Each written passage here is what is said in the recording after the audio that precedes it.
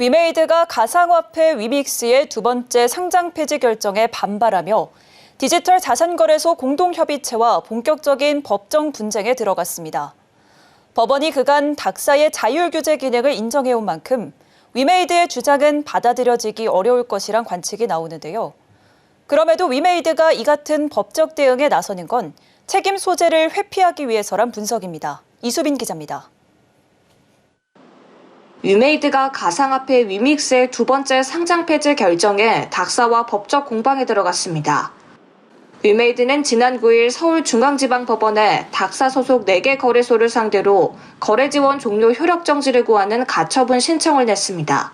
빗썸, 코인원, 코빗, 고팍스 등입니다. 위메이드는 재상폐 결정에 대해 국내 거래소들이 아무런 법적 권한이나 실체도 없는 닥사라는 사적 모임을 내세워 내린 자의적이고 일방적인 야합의 결과라며 그 피해는 고스란히 투자자들에게 전가되고 있다고 주장했습니다. 앞서 위믹스는 지난 2월 28일 발생한 대규모 해킹 사고로 인해 약 90억 원에 달하는 코인이 비정상적으로 출금된 바 있습니다. 이에 닥사는 올 3월과 4월 두 차례에 걸쳐 위메이드의 소명 자료를 요구했지만 신뢰성 보안 문제 해소가 미흡하다고 보고 결국 지난 2일 상장 폐지 결정을 내렸습니다. 지난 2022년 유통량 허위 공시 논란으로 상장 폐지된 후 두 번째입니다. 업계에선 위메이드의 이번 가처분 신청이 인용되지 않을 가능성이 클 것으로 관측하고 있습니다. 닥사는 상장 폐지 권한이 없다는 위메이드의 주장과 달리 법원이 그간 판례에서 민간 자율규제 기구로서 닥사의 기능을 인정해왔기 때문 법원은 위믹스의 첫 상장 폐지 처분 때는 물론 가상화폐 썸씽과 갤럭시아 등의 해킹 사고 당시에도 거래 지원 종료 이유가 정당하다고 보고 닥사의 손을 들어줬습니다.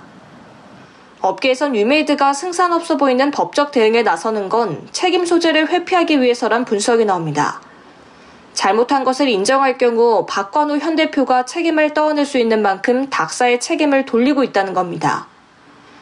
또 투자자들을 위한 행동을 취하는 모습을 보일 경우 앞으로 재판에서 유리하게 작용할 수 있어 결과와 관계없이 보여주기식으로 가처분을 신청했을 가능성도 있습니다. 위믹스 첫 번째 상장 폐지 당시 장영국 전 대표는 징역 5년과 벌금 2억 원을 구형받았으며 투자자들의 민사소송은 아직도 진행 중입니다.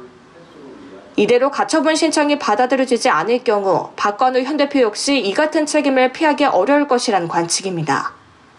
한편 위메이드 측은 조속한 위믹스 거래 정상화를 위해 가능한 모든 대응 방안을 강구하고 있다며 이후 경과 또한 빠르고 투명하게 안내하겠다고 밝혔습니다.